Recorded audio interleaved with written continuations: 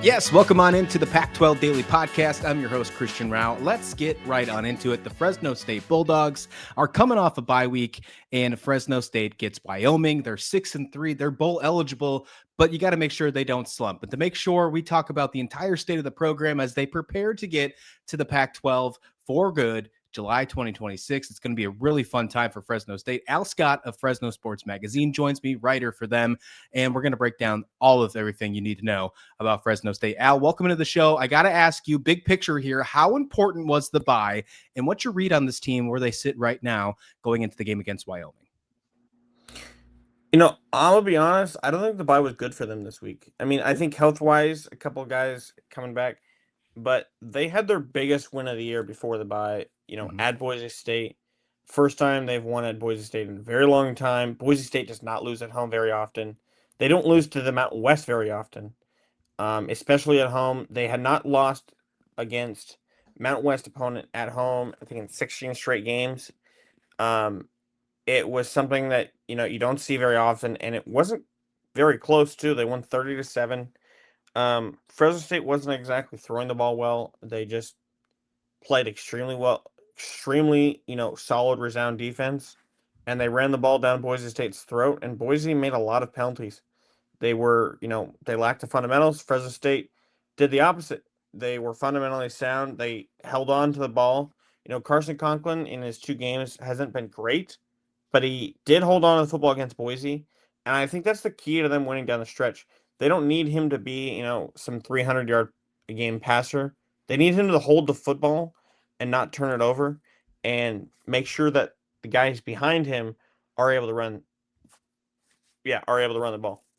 I want to get more into Carson Conklin in a minute because that's definitely a big topic that we need to discuss. But that's interesting. I didn't really kind of put that in perspective. The fact that, them coming into a bye week, the final time, now they have that 3-game stretch, but you're just coming off the biggest win of the season. And that's definitely true when you're going against a Boise State team who has underperformed this year. But let's remember, they were in the college football playoff last season and we're one of the favorites heading into this year as well. But I think the other thing, though, is that even if Boise's having a down year, yeah, beating your rivals is always big.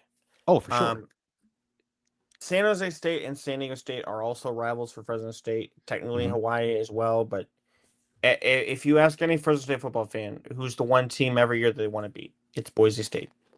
Your starting running back at the beginning of the season from a year ago, Malik Sherrod, transfers to Boise State and makes it very clear on social media that he wants to pick fights with Fresno State fans. Sure. And yeah, it's definitely personal, and I think you talk about building momentum. I think a lot of times one thing that Entz said at the press conference on Monday morning was they had to focus on calming the waves, making sure guys don't get too high. It's 1 week at a time. One thing that he has said since day one is we're going to go 1-0 each week. We're not thinking about, 2 weeks, 3 weeks ahead. We're thinking about this week. We're not thinking about last week. We're thinking about this week. And that's their mindset each week. And you can't get too far ahead. Otherwise that becomes a distraction. Yeah, that's a really good point. You can't get too far ahead, especially in this league, especially when you're trying to make progress. And in year one, progress is the biggest thing that you need to focus on. And that's kind of what I want to go to next. This is year one for head coach Matt Entz, obviously trying to take over this program and get it prepared for heading into the Pac-12 next year. How would you grade the job he's done so far? And what stood out to you about the culture more than anything that he's building? My prediction before the season was about 7 wins. So far, so 8 good. wins. And so, they're 6-3 right now. They've got 3 games left. They'll have a bowl game at the end of the year. 7, 8 wins is definitely attainable. Mm-hmm. I think the biggest thing is the culture that he's brought in. I've covered this team this is my 3rd year covering the team. I grew up watching the team, but it's different when you get a behind the scenes look. And he's a stark, like, in the middle between Jeff Tedford and Tim Skipper. Jeff Tedford, old school, legendary coach. Love him. Um, you know, nose to the grind type coach. Tim Skipper doing a great job with UCLA this year. Um, since he took over the interim job. Happy-go-lucky, at least in terms of the public eye. You don't see him frown very often. He's a guy that believes in his players go up. And Entz is sort of in between. He's got a more calm demeanor, but he's a toughness. That's their motto. They're built on toughness. Um, Entz made it very clear from his opening press conference when he got hired. This team was going to be built in the trenches. They were going to run the ball. They were going to beat you with their O-line and their D-line. And I would not say that the line has been great, but considering that it's first year, they had a lot of turnover on the offensive and defensive lines from a year ago. They've seen good results. And I've been impressed with Entz and the ability to turn the culture around. They have 40 plus new players on this team compared to last year. Yeah. That is a big change. College football, a lot of teams are dealing with, 20, 30 guys. 40 is a lot. And that's not just, new freshmen in. There's new transfers, there's guys leaving, coming, guys that are backups, assuming starting roles. And a lot of guys had to buy in. Guys that, played last year had to say, you know what? I'm going to stick around. I'm going to give this new coach a chance. I committed to Fresno State. I didn't commit to Matt Entz, though. But you know what? I'm going to commit again. And he's gotten the buy-in of that locker room. And, the results have not been great. The Colorado State loss stunk really bad. Yeah. Losing at home to San Diego State, not only losing, but it was the first shutout at Valley Children's Stadium. The first time that they've ever been shut out at that stadium. The last time that they had been shut out at home was, I believe, the year before the stadium opened. Or actually, it was the year the stadium was opened, but it was before it was that year, but at the beginning of the year before they moved to what is now Valley Children's Stadium. In fact, Saturday is going to be the 45th anniversary of Bulldog Stadium, now called Valley Children's Stadium. But yeah, it had been, 45 years since they had been shut out at home.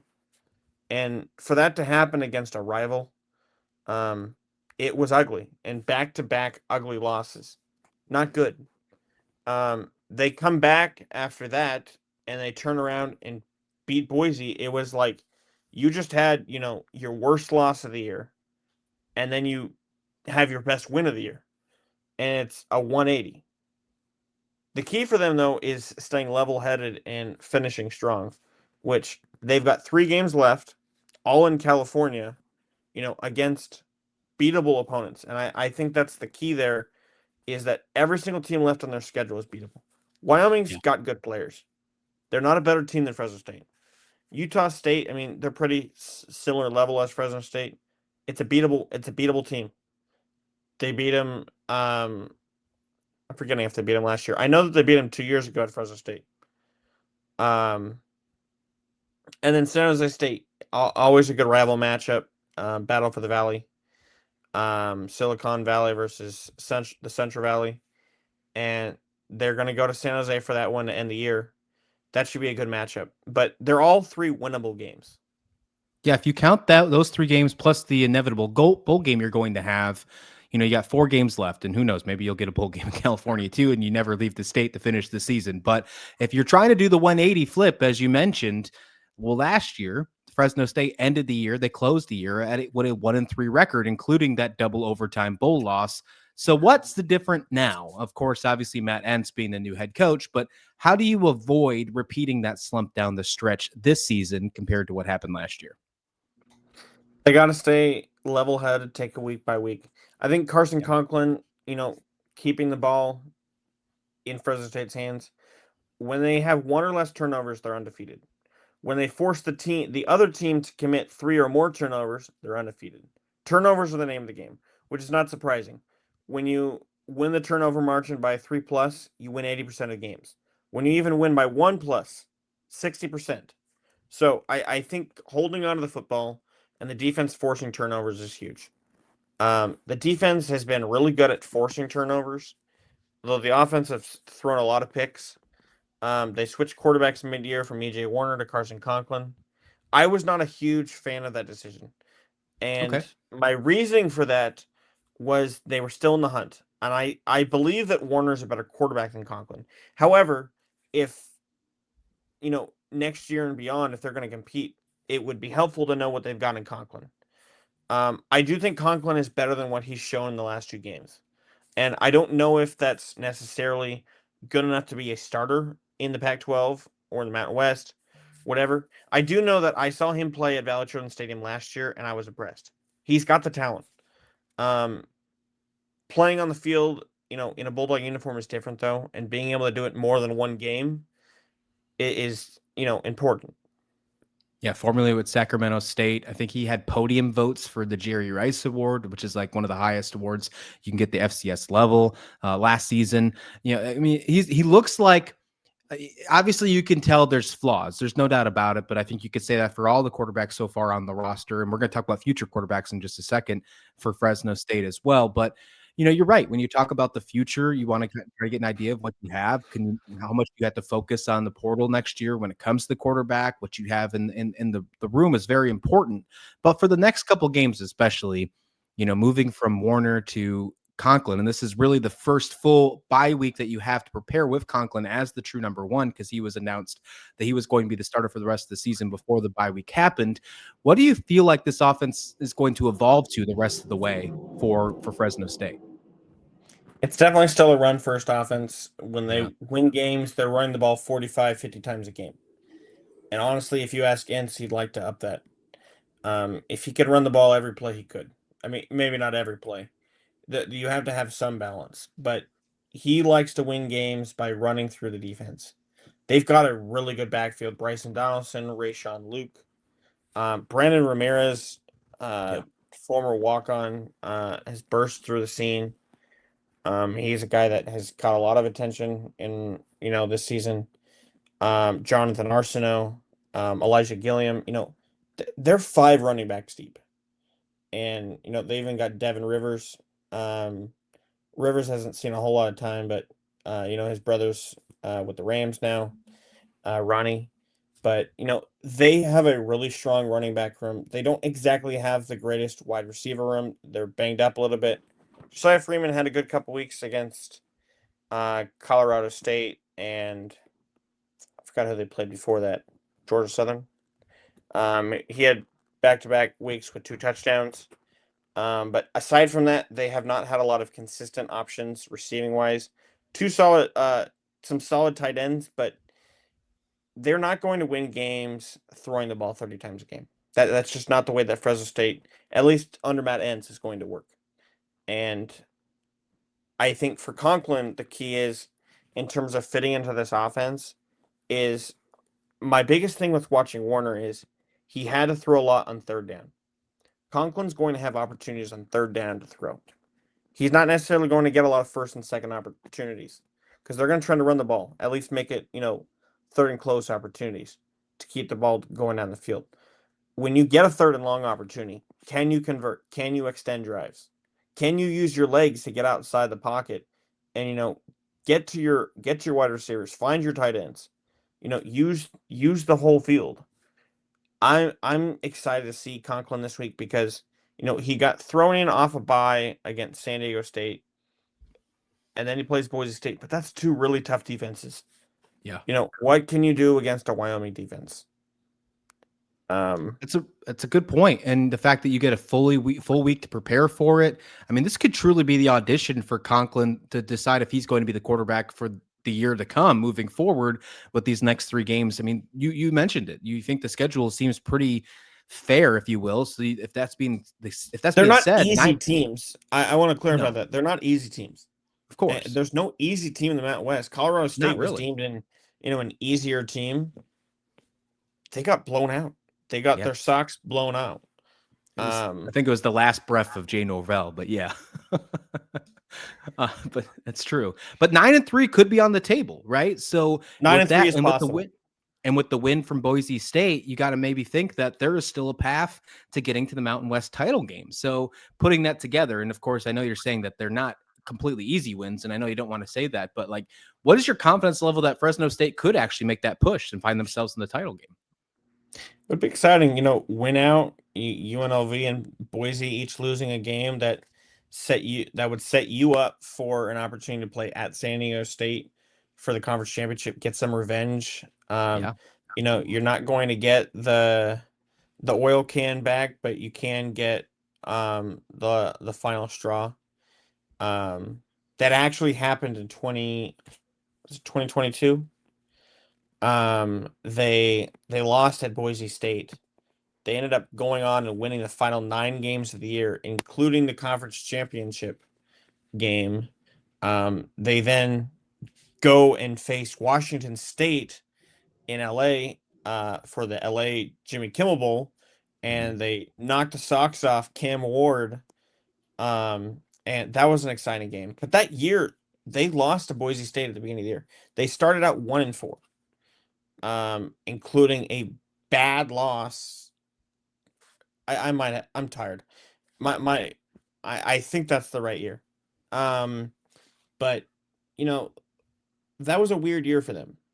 And they had to overcome some adversity. Regardless of the fact they started out that year 1-4. Yeah. This is a completely different team now, though. And it's a team full of newcomers. Either your coaches, newcomers, players, newcomers, or you guys that not brought in, but guys that, stayed with the program, but they're new to their teammates and coaching staff. Everyone is new to each other to a degree. Yeah. And yeah. Speaking of newcomers, that's a perfect way to segue. That's what I really want to get to next is, the future of Fresno State, because it looks like Matt Entz is focusing, at least from an outsider perspective, on the local recruiting channels, something that maybe not has been a priority in the coaching past, at least beforehand. It looks like it's becoming more of a priority again. And obviously the one that I really focus on is the recent flip of Deegan Rose going from Oregon State to Fresno State with the new leadership of Matt Entz. What would you describe the recruiting momentum right now at Fresno State underneath this new staff? They have been very big on the offensive line. They've been very big on offense. And as you touched on it, they've been very good in the local areas. They've been very active, recruiting local high schools, which that's always a big question when a new coach comes in the town is, can they recruit the local talent? Fresno has produced a lot of, local talent in terms of athletes. I don't know if you could produce a whole team full of local guys. They've been able to do that in large part in baseball, and be able to win with it. I think their baseball team this year had all but 2 guys from California, and the 2 guys that were not were both injured all year, and they still won the conference championship tournament. But you can't do that in football. You need to have guys from all over. But I think Fresno State, especially the fans, have learned that you can't overlook local talent. A lot of Fresno State football fans will look back and say, "Man, what if Josh Allen came to Fresno State? He wanted to be a Wyoming Bulldog this week. Perfect timing against Wyoming. He wanted to be a Bulldog, and they weren't interested." Yeah. He goes to Reedley College. They're still not interested. He decides to go to Wyoming, plays his butt off there, ends up becoming a first-round pick, all-pro, MVP quarterback. Good for Josh. But, you don't want to let the local products go. And, Fresno State has a rich quarterback history. They do. Derek and David Carr, Tedford, Jim Sweeney. Why am I blanking on his name? Trent Dilfer. A lot of good quarterbacks over the years. Jay Kaner, now with the Saints. They've produced a lot of NFL talent. So this year I look at some of the high schools, a lot of good quarterback talent. One of it's just Deegan Rose, who they were able to flip from Oregon State to Fresno State. I don't know. I don't know if he'll be able to start right away, but I know that from what I've seen, is that he'll at least be able to, compete for the job in camp. He probably won't win it, but that he would be a good future, quarterback. And I think that there's always going to be opportunities. Harold Duvall, one of the highest recruits in Fresno State history, true freshman this year, has gotten some playing time. Matt Entz said on Monday that he should be expected to get a lot more targets this week against Wyoming. He had a touchdown earlier in the year against Southern. And so he's a guy that I'm expecting to break out. Braden Walton, Buchanan commit, or Buchanan alum, true freshman left tackle, has been starting all year, playing great.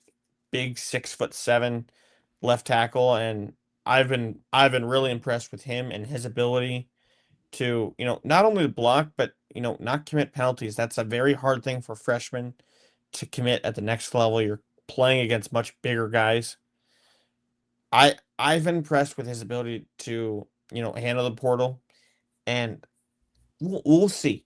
I think once you have an established, culture, and there's a difference between, culture that's already there in terms of the school culture and a coach's culture.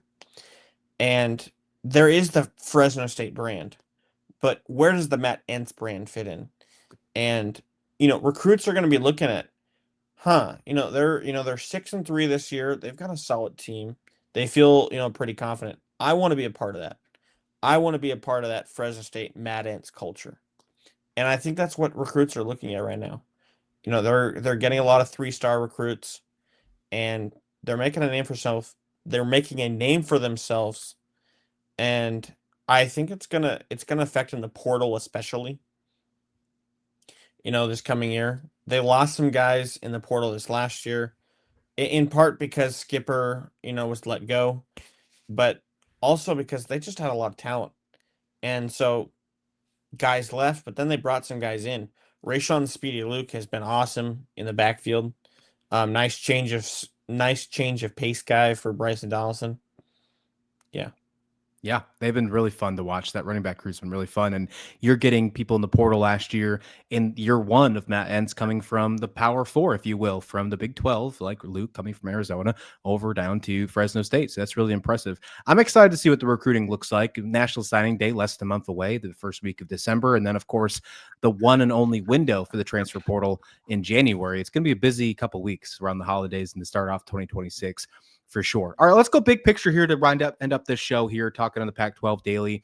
We might as well talk about the Pac-12 2026, that Pac-12 transition across all programs, Al. Joining Fresno State in the new Pac-12, we're seeing huge turnover right now. We're seeing head coaches being fired. We're seeing athletic directors leaving in all these new programs that are going to be in the conference in 2026. There's a lot of instability. Let's just put it as that is. So do you think right now Fresno State is positioned for success during next year's transition and beyond? And if not, what still needs to be addressed?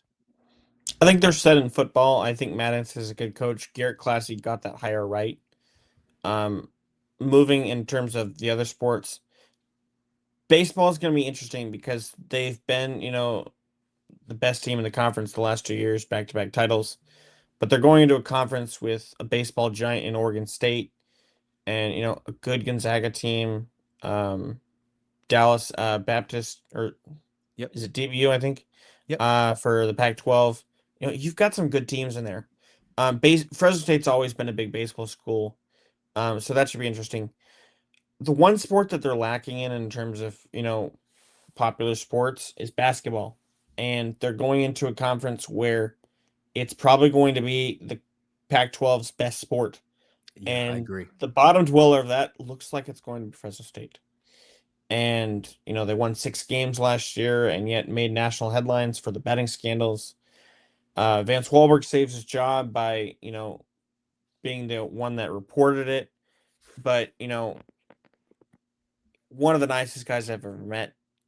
He's out of his element in terms of recruiting and NIL. And honestly, if you asked him to admit that, he probably would. It's a different game than it was 20 years ago. Phenomenal coach. It's a different era of college basketball and how you have to coach. You're not just a coach, you're a general manager. Right. He's brought in some great guys. John Welch, who coached at Kentucky, with Calipari. They just brought back Tyler Johnson, former NBA vet with the Heat and the Suns, and Tyler has been a great help into bringing experience into that coaching staff from a player's perspective. But they still have a lot of young talent. Most of that roster is freshmen. Um, they are likely looking at a new head coach next year, which will probably be the last head coach hire for Classy in a bit. He's hired a lot of coaches across sports in the last in his first year. So now it's sort of in the wait and see program, and I think basketball is the last domino to fall. Maybe women's soccer, I don't know. Um, but I think at the end of the day, basketball's got to get right, and that's the last domino to fall. But Matt Entz was a good hire. I trust Classy to get it right the next time. And hey, you never know. Crazier things have happened. Wahlberg could turn this team around with his gang of freshmen from all over the world, and they could shock the world, and he earn a third year with Fresno State. But I honestly think that they're looking at a brand new start heading into the Pac-12, which might be the best case scenario for them. But we'll see. I mean, I'm with you. I think obviously for every conference in the world, football is the moneymaker. But with the new Pac-12, I think basketball will be the most popular among them, at least when it comes to success. I do really think it's going to be that. So Fresno State, if that's where they're lacking right now, they really have to jump that up in the first couple of years. So maybe if a change is needed, that's something to pay attention to moving forward. Al, I appreciate you joining me on this show, the Pac-12 Daily. Where can everyone find you, your work, where they can find you on socials, all that good stuff? Feel free to plug away, my friend. Follow me on Instagram at Alscott Sports and on Twitter at Alscott1998. Yeah. Just posted my preview for the football game this Saturday. Go check it out. We'll do. We'll put that in the show notes below as well, so you can click those for an easy follow. That's going to wrap it up for this episode of the Pac-12 Daily. We'll see you here next time. Take care.